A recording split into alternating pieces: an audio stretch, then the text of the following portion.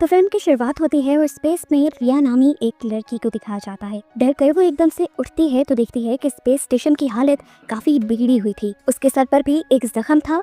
वो कौन थी, कहाँ से आई थी, क्यों आई थी, कुछ याद नहीं था उसे। स्पेस स्टेशन में वार्निंग अलार्म्स बज रहे थे। सिस्टम रीसेट करने का ऑर्डर दिया जा रहा था। टॉर्च लिए चेक करने के लिए आगे बढ़ते हैं तो एक कैबिन में उसे सारे क्रू मेंबर्स की लाश मिलती है।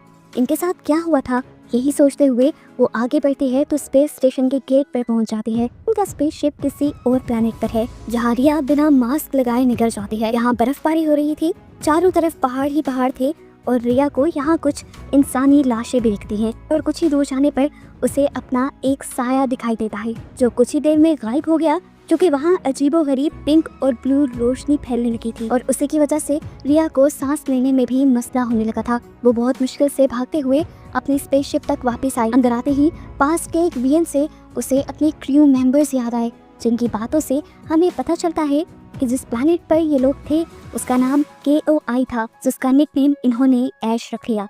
खैर रिया का ये वीएन खत्म हो जाता है और प्रेजेंट पे हम देखते हैं कि वो अपनी गर्दन पे एक चिप लगा रही थी, जिस तरह लगाते ही उसे सुकून मिल जाता है और फिर वो नहाने चली जाती है। नहाते हुए हम उसकी पूरी बॉडी पर खून ही खून देखते हैं। दोबारा से वो स्पेस स्टेशन को चेक करने लग जाती है। उसे एक बुक मिलती है जिसमें स्पेस शटल के बारे में लिखा हुआ था और अपनी एक वीडियो भी दिखती है, जिस वीडियो से उसे अपने बारे में काफी कुछ पता चल जाता है। यही पढ़ते हुए अचानक उसे अपने इर्द-गिर्द से किसी की आवाज महसूस होती है। वो डर कर एयरलॉक के पास छुप जाती है और आहिस्ता आहिस्ता आगे बढ़कर देखती है तो वहाँ एक स्पेस सूट पहना आदमी था जो उसे अपने लिए खतरा लग रहा था। वो उसे मारने का सोच ही रही थी कि उस आदमी ने अपना हेलमेट उतार कर उसे बताया कि मैं तुम्हारा ही साथी हूँ। ब्रियन इस मिशन का इंचार्ज था। वो रिया को बताता है कि रिया की ही मदद बुलाने की वजह से वो यहाँ पर उसकी मदद करने के लिए आया था, लेकिन रिया को ऐसा कुछ याद नहीं था कि वो मुसीबत में कब आई और उसने कब किसी को मदद के लिए बुलाया। यहाँ की हालत और जगह जगह लाशें देखकर वो उससे पूछता है कि क्या ये सब क्लार्क ने यानी उनके दूसरे मेंबर ने किया है।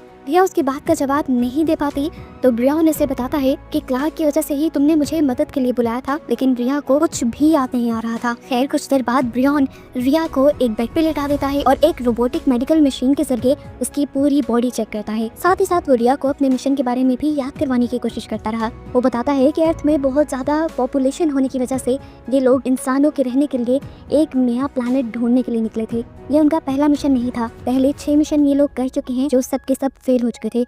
ये 7वां और आखिरी मिशन था और यही मिशन इंसानों की आखिरी उम्मीद